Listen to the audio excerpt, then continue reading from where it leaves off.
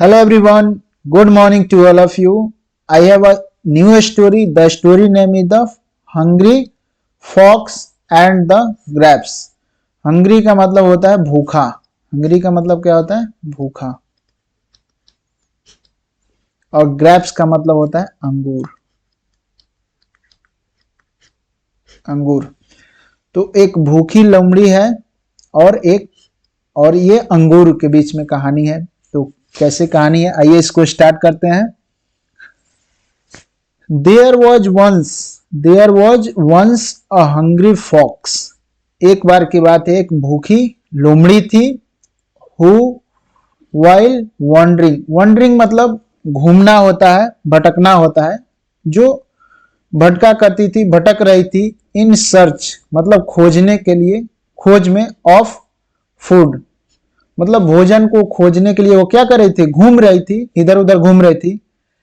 Came across a vineyard. Vineyard का मतलब होता है जो अंगूर का बागान होता है.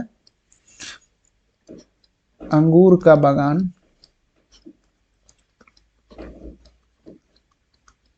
बागान या खेत बोल सकते हैं, जो भी. There was a once hungry fox. एक भूखी हुई लोमड़ी थी. हु जो वाइल वंडरिंग जो घूमा करती थी, जो भटक रही थी. इन सर्च ऑफ खोजने के लिए. फूड भोजन को. केम मतलब आई. अक्रॉस अ विनयार्ड एक अंगूर के बागान में आई. देयर वहां. The golden grapes. गोल्डन मतलब यहां सोना नहीं होगा, सुनहरे अंगूर. विच मतलब जो. वेयर वेरी डिलीशियस जो बहुत स्वादिष्ट थे. अब देखिए, डिलीशियस मतलब स्वादिष्ट होता है. यमी का मतलब ही स्वादिष्ट होता है. यमी आप इसका साइनो यूज कर सकते हैं. यमी मतलब ही स्वादिष्ट, डिलीशियस मतलब स्वादिष्ट. एंड स्वीट विच मतलब जो. वॉज वेरी डिलीशियस जो बहुत मतलब स्वादिष्ट थे, यमी थे. एंड और स्वीट मतलब मीठे थे. हंग मतलब होता है लटकना. लटकना. लटके थे. From the wines. वाइनस का मतलब होता है लता. वाइनस का मतलब होता है लता. एक बार शुरू से मैं हिंदी कर देता हूं. There was once a hungry fox. एक भूखी हुई लोमड़ी थी. हु वाइल वंडरिंग जो मतलब भटक रही थी, घूम रही थी. इन सर्च खोज में. किसके खोज में? भोजन के खोज में. केम अक्रॉस के मतलब आई. अक्रॉस अ विनयार्ड अंगूर के एक बागान में आई. देयर द गोल्डन ग्रैप्स यहां पे सुनहरे अंगूर थे. विच जो. वेयर वेरी डिलीशियस जो बहुत स्वादिष्ट थे. एंड स्वीट और मीठे थे. हंग हंग का मतलब होता है लटकना. हंग फ्रॉम द विनयार्ड जो लता में क्या क्या थे? लटके हुए थे. यहाँ पे आप देख सकते हैं, ये जो है ये आपका लटका हुआ अंगूर है, पेड़ पे लगा हुआ है. और ये हमारी लोमड़ी है, लालची लोमड़ी, क्योंकि भोजन के अपने खोज में आई हुई है. आइए देखते हैं आगे क्या होता है इसके साथ. द फॉक्स लोमड़ी. लुक एट मतलब होता है देखना, देखती है. देम उनको मतलब अंगूर को. ग्रीडली मतलब लालची रूप से. लालची रूप से. ग्रीडली मतलब लालची रूप से. ये एडजेक्टिव है. ग्रीड मतलब लालच होता है, और ग्रीडली कर दिए तो यहां पे क्या होगा? ये एडजेक्टिव हो गया. द फॉक्स लुक्ड जो फॉक्स थी क्या की? देखी. देम उनको. ग्रीडली मतलब लालच रूप से. एंड और. जंप मतलब कूदी, उस पर छलांग लगाई. Jump up to have a bite. अब देखिए यहां पे हैव का मतलब पास में होना नहीं है, यहां पे हैव का मतलब खाना होगा, खाने के लिए. जंप की. To have a bite. Bite मतलब एक कवर होता है, कवर. जो हम लोग एक कवर खाते हैं ना, कि एक कवर दो कवर, ये बाइट मतलब टुकड़ा, उसी के सेंस में यूज किया गया है. तो देखिए, जब आप स्टोरी पढ़ते हैं तो स्टोरी को माध्यम से जब आप वर्ड सीखेंगे तो बेटर वे में you can understand English and you can apply in your speaking and you can also apply in writing. So you have attention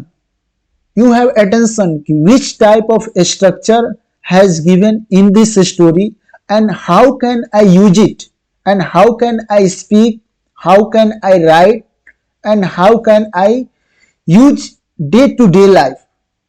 So this is the story, and I will teach you, I will indicate you where I will see the structure, the word, I will tell you कि what is the importance and how we can use in our day to day life. तो ये देखिए to have, अब यहाँ पे होगा कि have का मतलब पास में होना होता है, जैसे आई हैव अ कार, मेरे पास कार है, तो यहाँ खाने के सेंस में यूज किया गया है। देखिए यहाँ से मैं फिर से एक बार हिंदी कर देता हूं।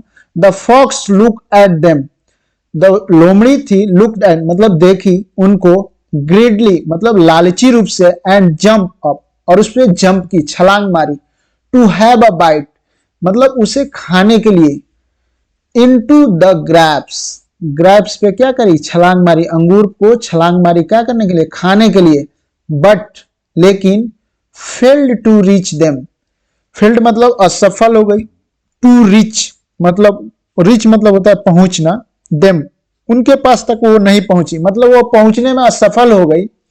ही ट्राइड अगेन, ही मतलब वह, ट्राइड मतलब प्रयास की, again and again, again again ये फ्रेज है, इसका हिंदी होता है बार बार।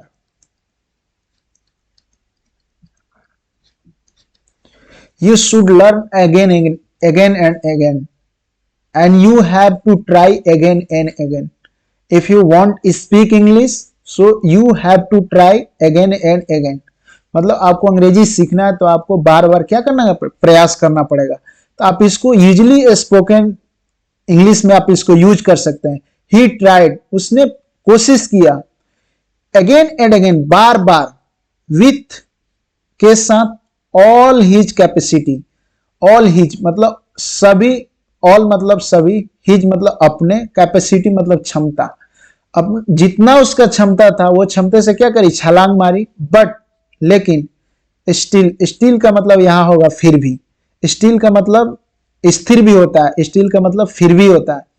तो जिस सीक्वेंस में आएगा, जिस सेंटेंस में आएगा, सेंटेंस के हिसाब से हिंदी को निकाला जाता है, ना कि आप एक वर्ड को रट लिए कि स्टिल मतलब फिर भी होता है तो फिर भी कहीं भी लगा रहे, नहीं, कहीं इसका स्थिर भी होगा।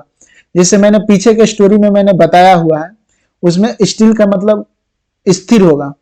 तो देखिए यहां से स्टार्ट करते हैं, बट स्टिल फिर भी, कुड नॉट मेक इट फिर भी वो ऐसा नहीं कर सकी, कुड नॉट कभी भी मतलब अगर कोई काम नहीं कर सके, जैसे मैं क्लास अटेंड नहीं कर पाया, I could not attend my class, I could not attend my lecture.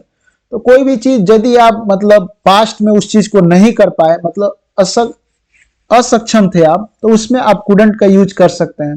जैसे आई कुडंट राइट, मैं नहीं लिख सका, आई कुडंट स्पीक, मैं नहीं बोल सका, I couldn't tell the truth, I couldn't tell the truth, मैं सच्चाई नहीं बता सका। तो आप ऐसे यूज कर सकते स्पोकन में। तो चलिए यहां से फिर एक बार हिंदी कर देते हैं। The fox look at them, लोमड़ी जो है उसको क्या लालची रूप से देखी, एंड जंप उस पे छलांग लगाई, टू हैव मतलब खाने के लिए, अ बाइट एक और खाने के लिए, एक पीस खाने के लिए, टुकड़ा खाने के लिए, इनटू द ग्रैप्स अंगूर के ऊपर, but failed to reach them बल्कि वो क्या हो गई, वहां तक पहुंचने में असक्षम रही, मतलब सक्षम नहीं हो पाई, असफल रही। He tried again and again, वह बार बार कोशिश करती रही, विथ ऑल हिज कैपेसिटी अपने पूरी क्षमता के साथ, बट फिर भी, स्टिल मतलब फिर भी, कुड नॉट मेक इट फिर भी वो ऐसा नहीं कर सकी। डिसपॉइंटेड, डिसपॉइंटेड मतलब होता है निराश, डिसपॉइंटेड का मतलब होता है निराश, वो निराश होकर, द फॉक्स, फॉक्स जो लोमड़ी है वो निराश हो गई, देन तब, गिव अप, गिव अप मतलब होता है त्याग देना, त्याग देना, कोई काम को मतलब छोड़ दिया तो उसको गिव अप बोलते हैं। यहाँ V2 का यूज किया गया, ये V2 है, गिव अप मतलब त्यागना होता है, यहाँ V2 के सेंस में लिया गया। तो डिसपॉइंटेड द फॉक्स, जो लोमड़ी थी, देन तब, गिव अप मतलब त्याग दी, एंड कंसोल्ड, कंसोल्ड का मतलब होता है संतावना देना, कंसोल्ड का मतलब क्या होता है, संतावना, संतावना देना। अपने आप को क्या संतावना दे रही है? हिमसेल्फ, अपने आप को, सेइंग, कहते हुए, व्हाट अ फूल एम आई, मैं कितनी मूर्ख हूं। व्हाट अ फूल एम आई, मैं कितनी मूर्ख हूं। ट्राई टू इट, मतलब मैं कोशिश कर रही हूं खाने के लिए। दिस ग्रेप्स, इन अंगूर को मैं खाने के लिए मैं कोशिश कर रही हूं। I should have non that. अब देखिए ये बहुत अच्छा एक स्ट्रक्चर है, आप बोलने में यूज कर सकते हैं।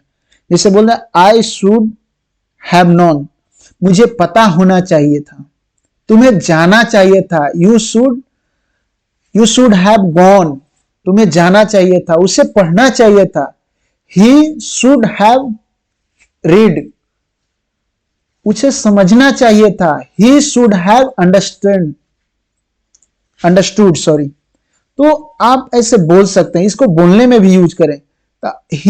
आई शुड हैव नॉन, मुझे पता होना चाहिए था, दैट कि दिस ग्रेप्स आर सावर। सावर का मतलब होता है खट्टा, सावर का मतलब होता है खट्टा।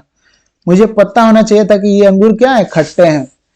तो ये ग्रीडी फॉक्स जो है, जो लालची लोमड़ी है, अपने आप को संतावना दे रही है कि मुझे ये पता होना चाहिए था कि ये अंगूर जो है क्या है, खट्टा है। तो I have done this and I will meet you a new story with a new lecture. So thank you, bye bye.